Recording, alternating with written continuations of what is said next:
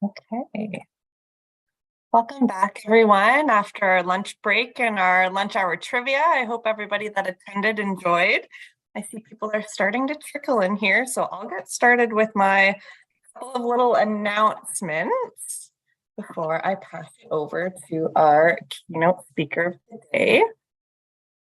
Just a reminder through the session to please use the question and answer box for any questions that you may have to be addressed at the end of Bethany's presentation. Any technical issues can be addressed through the chat. We're also excited to be running our Invasive Species Microgrant program again this year, as well as our Green Shovels Collaborative Phragmites Control Fund. So be sure to sign up for our email list to receive the latest updates on this. Also mention that if you missed any of the sessions so far this week, everything that we received permissions to record is and will be available on our Invasive Species Center YouTube channel. So you can definitely check out anything you've missed so far. But without further ado, I'm really excited to introduce today's keynote, Bethany Bradley. If you tuned in this morning, I already mentioned she's been talked about quite a bit already this morning. So her group has set the stage for her. Bethany is a professor of biogeography and invasion ecology at the University of Massachusetts Amherst. She's also involved in the Northeast Risk Regional Invasive Species and Climate Change Network.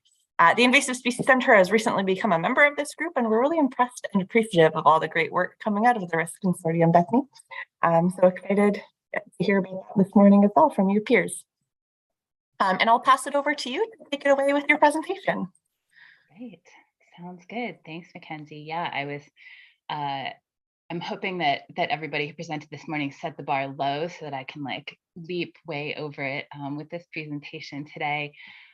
Thanks so much for everybody for joining this morning or this afternoon. I'm going to talk today about some work that's really come out of a lot of the thinking and collaborations that we've done through the Northeast Risk Management Network. So that's the Regional Invasive Species and Climate Change Network. And we've been thinking a lot about how we integrate climate change into invasive species policy and management. My work specifically focuses on invasive plants. So I'm going to focus on invasive plant policy and management today. And we're in the US, so we've been looking at a lot of what the states are doing across the US. So I'm going to tell you some specifics that we've learned about things that are going really well or things that could go better in the US today. So I will start with sort of a place that I think everybody already knows, which is that invasive plants harm ecosystems.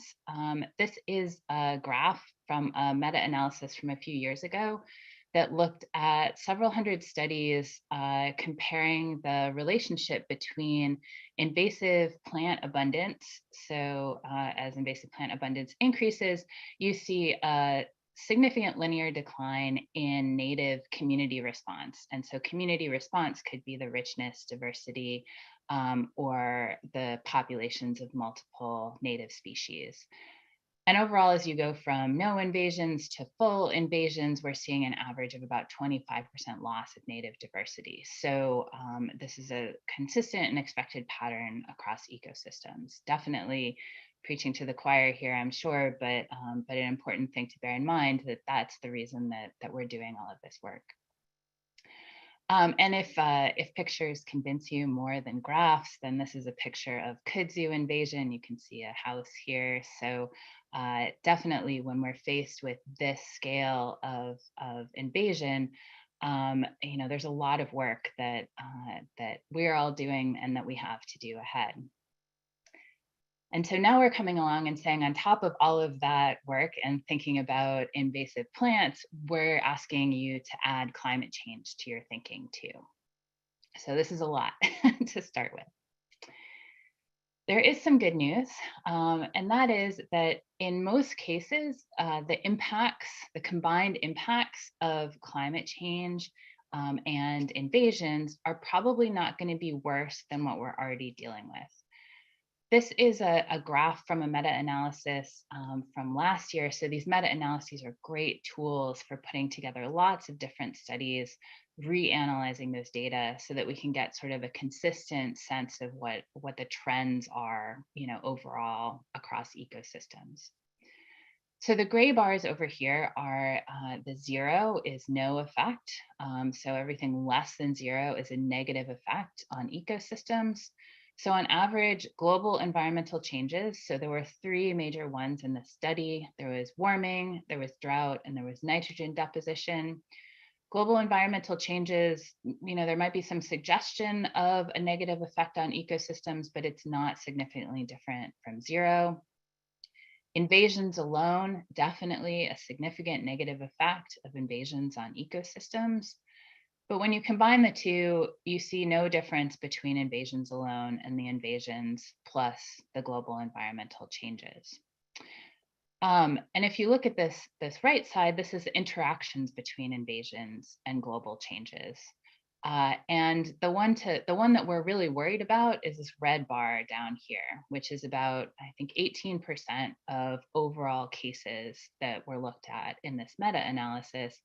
And those are the ones where the effects on ecosystems are worse than what we would expect by just taking invasion and the global change and adding them together. Everything else on here is either about the same as what it would take if we added them together, or actually better than we would expect by adding them together. So 18% of the time, things are going to be unexpectedly bad, but that also means that whatever 100 minus 18 is, 82% of the time, things could be not as bad as we expect or unexpectedly good. So my take home from this analysis is that if we can address invasions, that really goes a long way to mitigating the ecological impact of invasions plus climate change. So we've got lots to think about in terms of invasive species and climate change. But I like to think of this in terms of the invasion curve, right? So something that probably lots of us have looked at before. When we look across the US, at least, at the pool of invasive plants that are being managed, most of them are way up here. So we're far along the time of, they've been invading for a while. They're in lots of different places. And we're essentially just trying to protect rare and endangered species, protect our, key resources and natural areas. We're well beyond the point of containing them, certainly well beyond the point of eradicating them or preventing them. So when we add climate change to this mix, there is a little bit of silver lining, which is that when you add new species, we're essentially resetting ourselves on the invasion curve. So we're thinking about species that haven't arrived here yet and preventing those species. We're thinking about species that have just arrived and identifying and prioritizing those species for eradication. We really have a lot of opportunity for big returns on investment, or a lot of bang for our buck when we can think more proactively about what's coming next with climate change. So I have a longer than I generally like to do, but a long list of topics that I want to kind of breeze through today.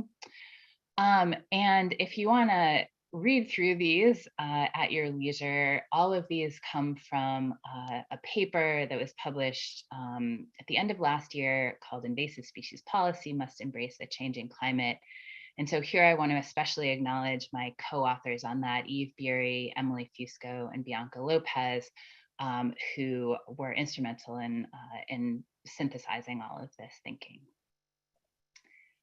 So first thing I want to talk about is learning about invasive species and climate change. And I just wanted to appreciate both everyone in the audience today, as well as the Invasive Species Center for putting this forum together, because the more we learn about the topic of how climate change and invasive species interact, the more empowered we are to think about putting that knowledge into our science and into our practice. So if you're looking for resources and you haven't seen these already, here are some great resources on how invasive species and climate change interact. On the left is an Invasive Species Center fact sheet on interactions between invasive species and climate change, which you can find on the Invasive Species Center website. On the right is a risk management challenge. We call these management challenges essentially a synthesis document, sort of 2-page, just like the invasive species facts sheet. This one also is 2 pages, and this one is focused on how you manage in the context, manage invasive species in the context of climate change. And you can find that on the risk website. If you Google risk, I think you'll find it. And I've got a website at the end of this talk. So lots of different ways. I'm just going to have this one slide to talk about all of the ways that invasive species are interacting with climate change, just so that you've heard all of these. Hopefully you've heard many of these before. So I'll start on the left side, and this comes from a risk synthesis document on interactions between invasive species and climate change. So first thing, climate extremes are becoming more and more common with climate change. So we have increasing numbers of extreme flooding events, extreme drought events. Those types of disturbances create opportunities for invasion, right? Just like if we, plowed a field, that creates an opportunity for an invasion. So to do these large scale extreme events. For invasive plants specifically, there's a lot of evidence that herbicides become less effective as atmospheric CO2 increases. So we're well over 400 parts per million of CO2 at this point. That's up from 280 or something like that before the pre-industrial. So we've increased it quite a bit, and we are still headed upwards quite a bit more. The thinking behind that, or the mechanism behind this, is because that as there's more CO2 in the atmosphere, that makes photosynthesis easier for plants, and that many invasive plants, and probably plants in general, but invasive plants in these studies have put more of their resources below ground. So you end up with a higher root to shoot ratio, which means that you can kill the shoots, but you still got plenty of resources to resprout from the roots. Invasive plants are becoming more competitive with warming and higher CO2. So those are both essentially resources in many parts of the world. CO2 is generally a resource. Warming, especially when we're talking about, our northern ecosystems, is also a resource because it creates a longer growing season. Invasive plants generally tend to be more competitive. And so as you add more resources, because they're resource intensive competitive species, they tend to do even better than the natives that they're competing against. Invasive species emerge earlier and stay longer because of extended growing seasons. So spring onset of greenness is getting earlier, fall senescence is getting later. This image up here has little worms or caterpillars on it because this is specifically something that affects defoliating insects and wood-boring insects as well. That those are ones that are more able to have multiple growth cycles as the season gets longer. Invasive species are being introduced by new pathways. This is particularly relevant for our northern ecosystems and across Canada, because currently most of the pathway for our sort of general goods coming into North America from East Asia come to the Pacific coast and then end up on a train or a truck to be delivered to wherever they're going. But the Northwest Passage is opening with increasing sea ice melt across the Arctic. And so that means that a lot of those shipping containers, which often contain insect pests especially, can get a direct route from temperate East Asian forests into temperate North American forests. No risk of dying in the desert in a truck on the way. And then a last piece that a lot of us in the Northeast US have been working on is this idea that invasive species are shifting their ranges. So as climate warms, you have a shift northward and upward in elevation of the potential for invasion. All right, so that's a real brief overview of ways that invasive species and climate change interact. So given all of that background, how do we do better about climate smart invasive species policy and management? Well, one first thing to think about is building infrastructure to share information across borders. Those could be national borders. Those should especially be provincial or state or county level borders. The reason for that is because there are lots of invasive plants headed north. Um, this map I recognize is lacking as far as Canada goes. That was because when it was created a number of years ago, the data that we had available for the distributions of invasive plants pretty much ended at the border. And so we were reluctant to try to guess at what was going on further north. That said, it's probably pretty evident that there is a big hotspot going on up here. So these are areas in the upper Midwest US and into central Canada, as well as Eastern Canada, where you have a projected change of up to 100 new invasive plants by mid-century. We just have to sort of use our imagination, and probably reasonable to guess that those species are going to cross the border and not stop at the edge of the US. The good news is that your neighbors to the south, that is neighbors in the US, know what's coming next, and we're already managing a lot of those species that are coming next. This is from a survey that was conducted in 2018, and in it, we asked managers about their priority species, both now and their perceived future threats. And so this left graph shows the overlap between different priority species across the eastern coast of the US. And thicker lines mean more overlap between numbers of priority species. In other words, there's a lot of information that could be exchanged between the Southeast and the Mid-Atlantic, between the Mid-Atlantic and the Northeast. And if we had sent this survey out to Canada as well, I imagine that we'd see those same thick red lines of information potential exchange up into Canada. The one on the right is specifically for stiltgrass. So this is microstegium. And on this graph, what you're seeing are in blue dots, these are a bunch of locations of managers who reported that they were currently managing stiltgrass. This is currently a problem of something that they're working on. And then all of these managers in the red dots, those are people who said that they are worried about stiltgrass. Stiltgrass is emerging in their area and they want to know how to manage it. So if only we could connect all of the folks down here to all of the folks up here, then we would have better opportunities to say, here are the best methods for managing stiltgrass.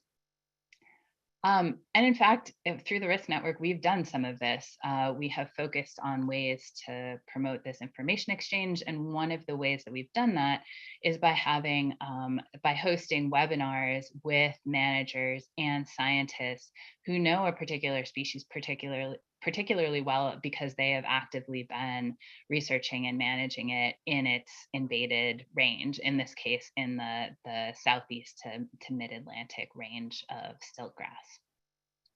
So if you're part of a bridging organization or a boundary spanning organization and you have opportunities to do more webinars like these, that is a great way to think about information exchange.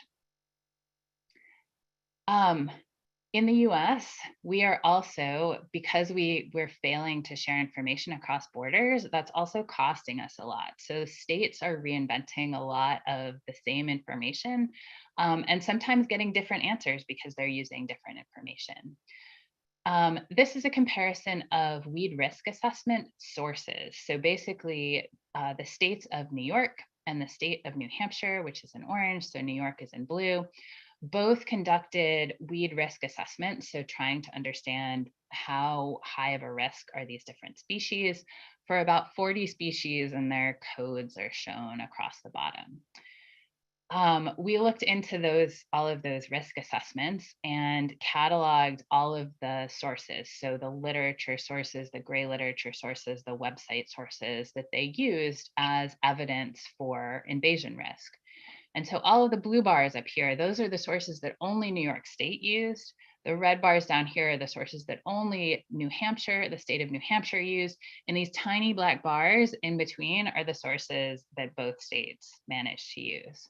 right? So if only we had been able to instead share information across borders, we could have used all of that information, or we could have built on the existing information rather than ending up down two kind of parallel paths of risk assessment. So continuing to build information repositories, be those that like the ones that the Invasive Species Center has put together on best management practices, whether they're impact or other types of risk assessments, having that type of stuff available for everybody rather than sort of hidden. We had to do a lot of digging to find those risk assessments for many states in the Northeast. Right now, they're on somebody's computer, but they're not available across borders, and that's a real barrier to sharing. And I put EdMaps up here too. Continuing to think about archiving geographic data. So that map that I showed you at the beginning of the hotspots and risk assessment, the reason that we couldn't get into Canada was because we didn't have at that point in 2015 much data from EdMaps and other sources. That's really improved over time, and I know that different provinces are contributing both to EdMaps and to IMAP invasives. That makes a big difference in terms of being able to document the spread of invasive species. Next topic is consistent and proactive plant regulations. So you probably know this, but invasive plants on the whole are mostly introduced as ornamentals, so mostly introduced through the nursery trade. This was from a study in 2013 that looked at the major pathways for about 1,000 invasive plants that were in the United States and tried to document where they came from. So about 30% of those couldn't find any information about how they got to the US.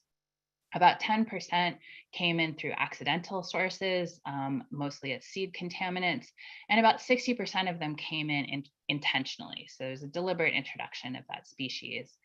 Most of those, so ultimately about 50% of plants of those 1,000 had come in as ornamentals.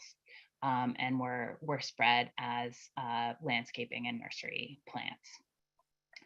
So why is that important? That's important because if most of our plants are coming in as ornamentals, that actually gives us an opportunity to stop them. It's not some random unknown places that these plants are coming from. We can look specifically at this area of ornamental plant trade and prohibit the sale of invasive plants.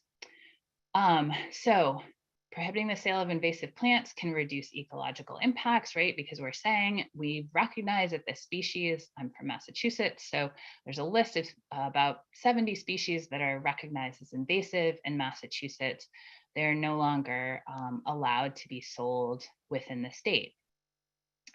So that's great for the state of Massachusetts, but the problem is that most invasive plants are still for sale, someplace in the US at least. So this was a study from a couple of years ago that looked at 1,285 plants that are identified as invasive somewhere in the US. And Eve Bury and an undergraduate, Maddie, spent a lot of time Googling all of these plants to see if they could find them for sale. And 61% were still for sale. And you can see that the vendors selling invasive plants are distributed across the lower 48 states. So how is that possible, right? We have some sort of regulations prohibiting the sale of invasive plants, but most invasive plants are still for sale. Why is this happening? Well, we looked into that a little bit further, and the reason is because basically those state regulations have no correlation to each other. They are totally inconsistent across different states. And so just because the state of Massachusetts has, banned the sale of Norway maple does not mean that surrounding states have done that. You could still purchase Norway maple in the state of Rhode Island or the state of Pennsylvania. And so that means that invasion persists and continues. This graph, by the way, I should say, is the number of species that are present in the state. So the number of invasive species that are present in the state that are not regulated in that state, but are regulated by one or more of the state's neighbors. So for example, if we look at, Pennsylvania, Pennsylvania is not doing a great job of regulating a lot of species that are regulated in all of its surrounding states. So more than 90 species, invasive species, recognized as invasive by surrounding states are present but not regulated in the state of Pennsylvania. So inconsistency is a real problem across state borders, and something that I would really encourage Canadian provinces to think about when, as you're designing, implementing risk assessment protocols. The other problem with risk assessments, and this is particularly relevant for climate change, is that we're rarely regulating whatever's coming next. So this is a graph looking at the number of species. So the number is on here. So if you look at the state of New York, for example, New York has 5 species on its regulated plant list that are not yet present in the state of New York. So that's great, actually, that New York has multiple species that are regulated proactively. But you can see a bunch of states in here that have 1 or 0, zeros, some ones near the border with zeros, right? Which means that we are missing that opportunity. If we remember back to the invasion curve, we're missing that opportunity to prevent. And prevention, of course, is the most productive and proactive place to be in invasive species regulation. So species are shifting their ranges. How fast is that going to happen? Do we need to be thinking right now about regulating what's coming next? Well, I would say, yes, we do need to be thinking right now about what's coming next, because nursery sales are already introducing propagules for those species. So this is a graph of species Nandina domestica, or sacred bamboo, which is introduced as an ornamental, has been introduced widely across the Southeast and Mid-Atlantic of the US. Also widely recognized as invasive across many of these states, but not necessarily regulated in any of those states. So the hash marks are areas where it's currently invasive. These red areas outside of the hash marks are areas where it's projected to become invasive by 2050. And all of these little triangles are the locations of nurseries that are actively selling this species today. So if we're worried about that species spreading into, these states, for example, like Ohio or New York or Pennsylvania, then prohibiting and regulating those species today becomes really important. So I like hearts and I like Canada. So this point is basically just a take home, because that was a lot of pieces in there, that the more we can work across borders to build consistent and proactive regulation, the more we can stay in that prevention side of the invasion curve, and avoid, having species become prevalent and widespread.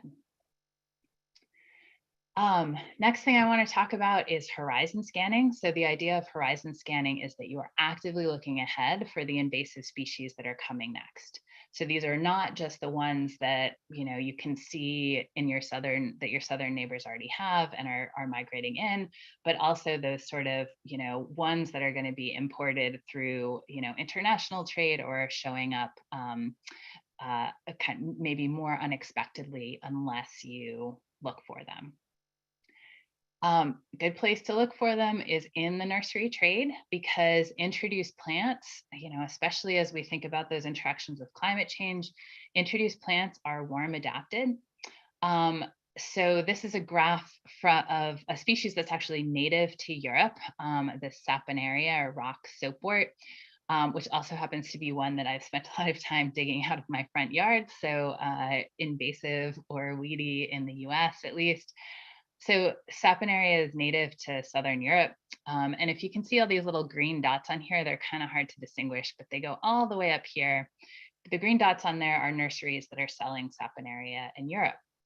So they didn't look at just the species, they looked at lots of different species and found that generally nursery introductions are broadening the warm edge of where these species are native to.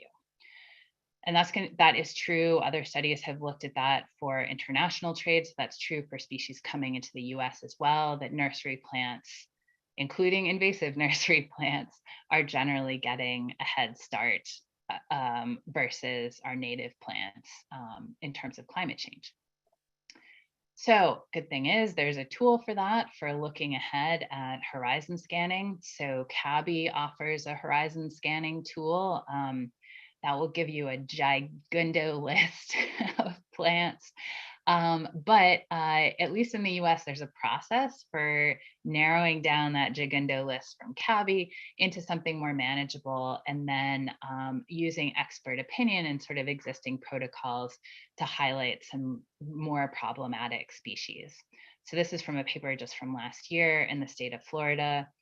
Florida is the one that's way down in the southeast US, so they don't have the advantage of being able to look south for what's coming next, unless they're interested in water, which is coming for Florida. But they don't know much about what invasive plants are coming, so horizon scanning becomes really important. And in that particular study, they were able to take that giant list of thousands of species originally identified through the CABI down to a list of 100 species that they did this protocol on to assess, likelihood of establishment and impact and climate information, and narrowed it down to these top 6 things to watch out for. All right, next topic that I have is climate smart restoration. And so this is the idea that you're doing lots of invasive plant management. Following invasive plant management, if we want to prevent invasive plants from recolonizing, optimally, we would restore with some sort of native species. And that some sort of native species is exactly what we want to think about in terms of climate smart restoration. And the piece to bear in mind here is that climate change is happening extraordinarily fast. This is just a graph of from the National Climate Assessment in the US, showing my home state of Massachusetts and what it looked like when I was a kid. The climate was roughly the same as the geography. We are now up in northern New Jersey in terms of what our climate looks like. And by the end of this century, even the most optimistic scenario puts us down in the mid-Atlantic. And, our current trajectory actually puts us way down in the southeast. So about 1,300 kilometers distant in geographic space is what our future climate looks like just over the course of that 100 years. Plants are not moving anywhere close to 1,300 kilometers in 100 years. At least native plants aren't.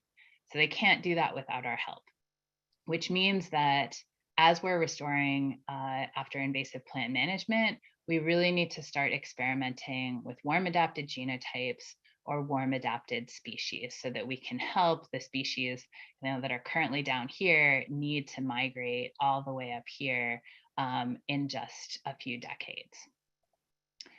This type of guidance has been around for a long time and is pretty well accepted in the scientific spheres. So this was from a study in 2007, or a review article in 2007 focused on forest management.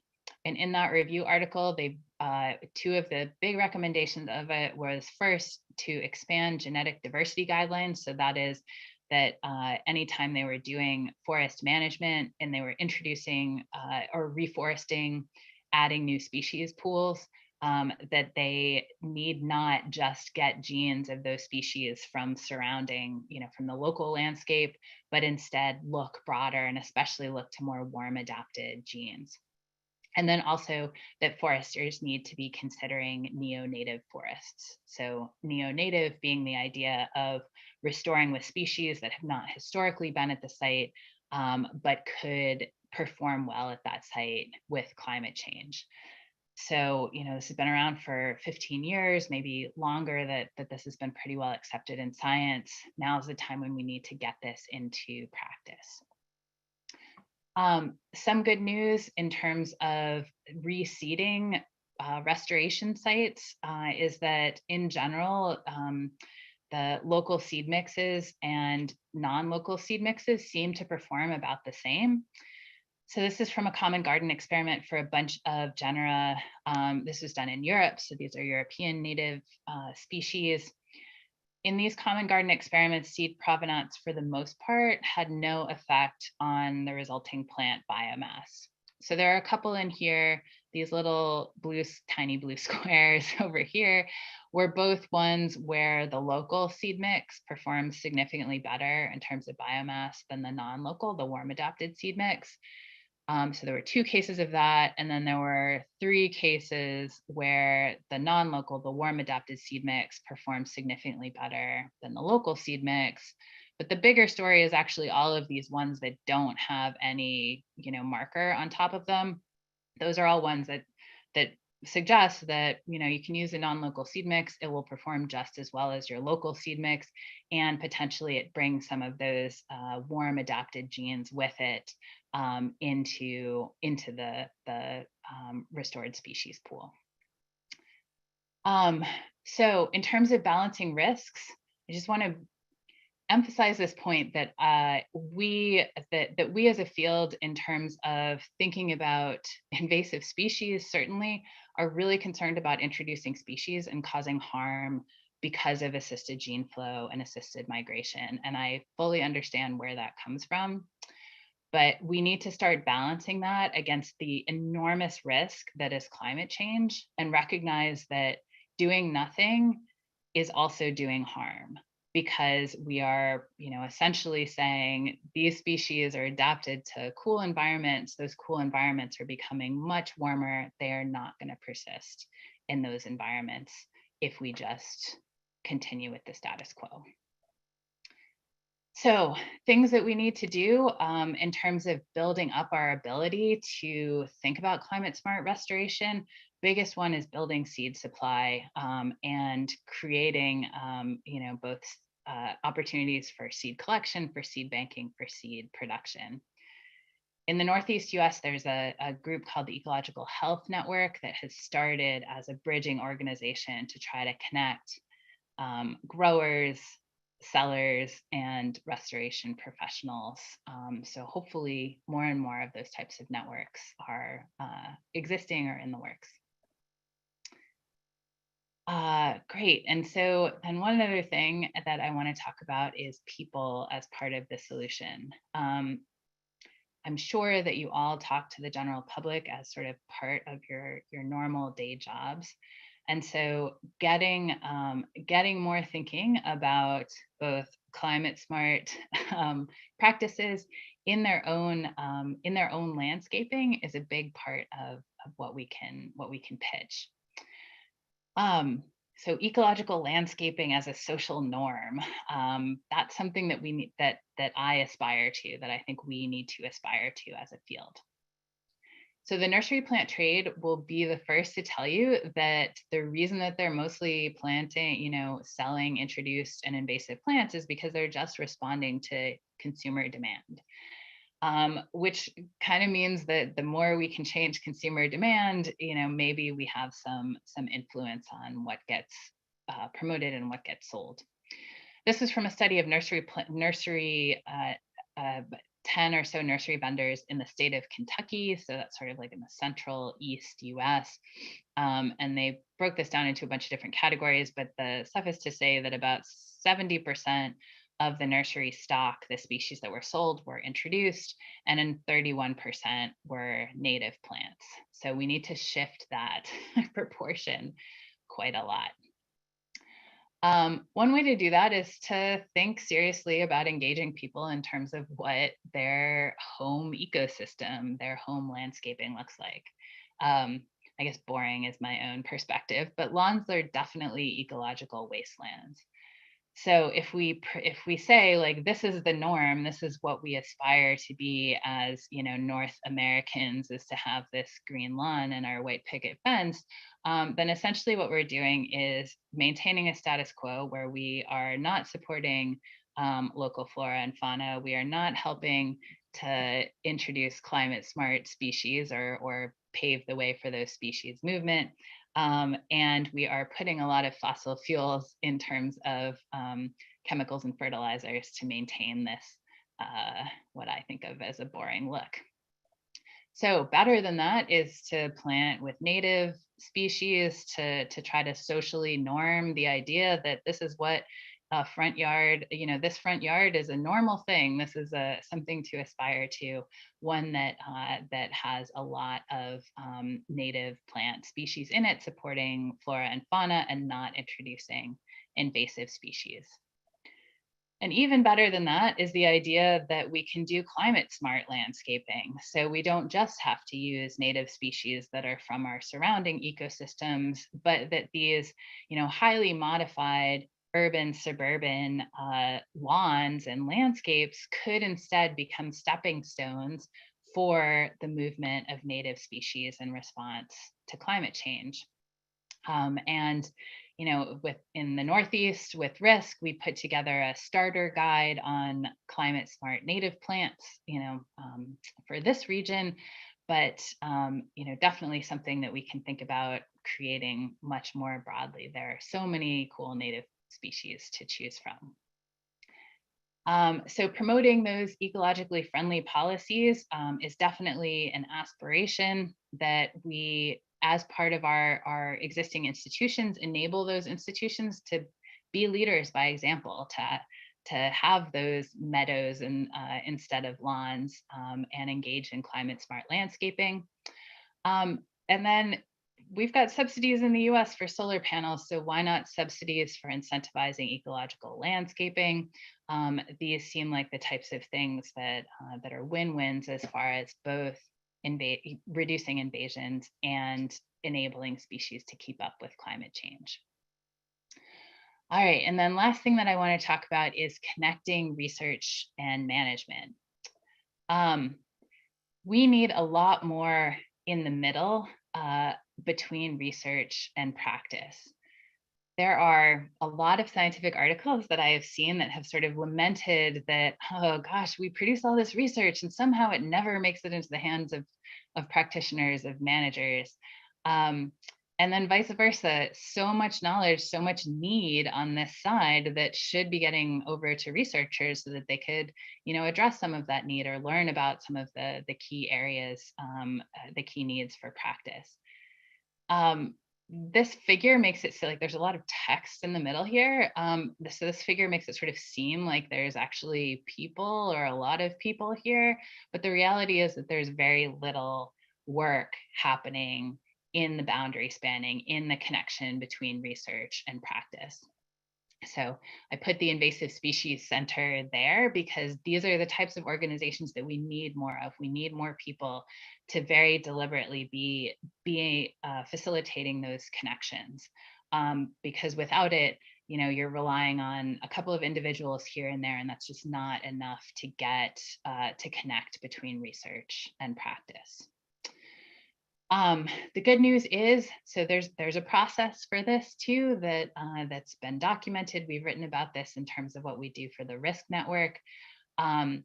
Boundary spanning activities, not only can you have organizations that do this connection between research and practice, but those activities can be deliberately embedded in science and in management activities, essentially incentivizing these opportunities for information exchange.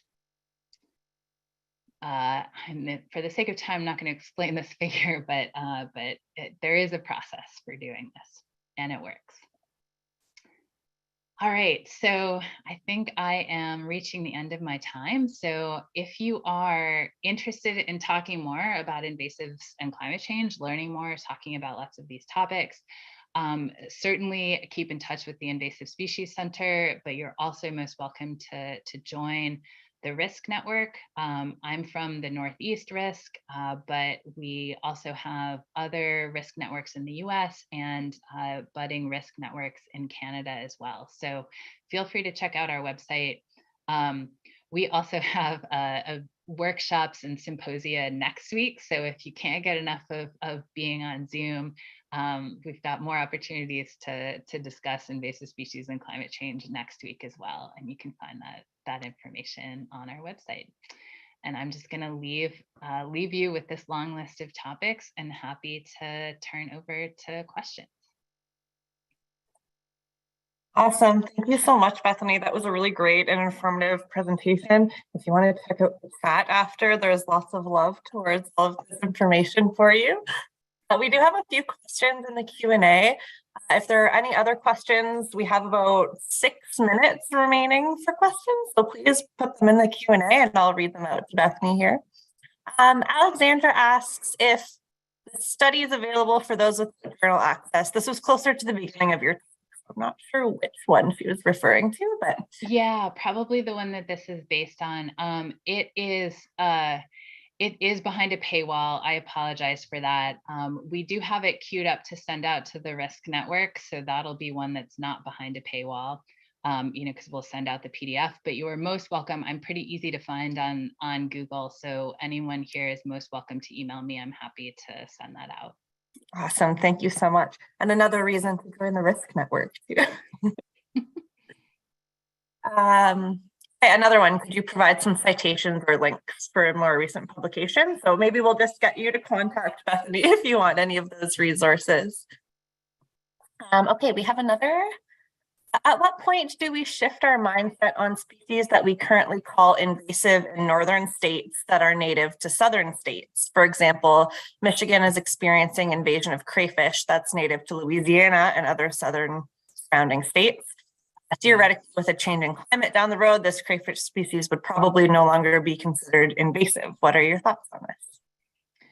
Yeah, so I think that's a really great question, and I think it's one that we need to continue to think about, and also think about on kind of a species by species basis. There are, or maybe a grouping of species basis. There are plenty of plants that we're thinking of as, non-native in the Northeast and continuing to kind of manage, that really are ones that I think over the last 10 or 15 years would instead show up as species that we want to facilitate, that we want to expand. So I imagine that's true in Michigan too, on the plant side. There are also a few that have been, kind of bad, that don't integrate super well with the current ecosystems, that have a tendency to take over, that have we've got weedy natives just like we have weedy invasives. So within reason, yes, I think generally we want to be accepting of species, but there are going to be a few that there's going to be ongoing debate about whether we want those species or we want to be promoting those species. So for crayfish, like aquatic species are kind of a different scenario. I'm not sure about the crayfish specifically, but because it's so much harder for many fish, especially ones in lakes, to be connected evolutionarily, like they don't have as much evolutionary history as many of the flora do in North America. And so there are like some added concerns about what they could do when introduced to new ecosystems. I guess my perspective on this is if we have some reason to believe that the impacts are going to be not that high, then those are relatively benign species that we can move ahead with. But definitely an area that needs to be more active in the research field. Absolutely. Thanks, Bethany. Okay. Northern states can look into assisted migration for American species. Florida doesn't have any other southern states to look for American native plants that are adapted to warmer climates. People going to go looking to other countries like Mexico for these assisted migrations. Seems like a gray zone where people are going to use borders to distinguish native and non-native, despite the places being geographically closer together. Yeah, that's a great question, or great point. Yeah, Florida has that tiny tip of Florida with a lot of, sort of neotropical species. So that one's going to be underwater pretty soon. So maybe we just like bring those ones a little bit further north. But yeah, that's a really good point. Like I don't know what the future of the flora of Florida, oh, that's great to say, looks like when you've got nothing to, you've got no species to pull from.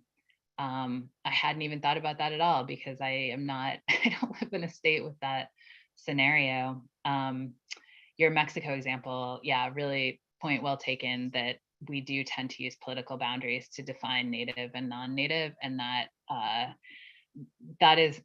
makes for some weird patterns, especially in Europe, where you have these kind of smaller countries next to each other.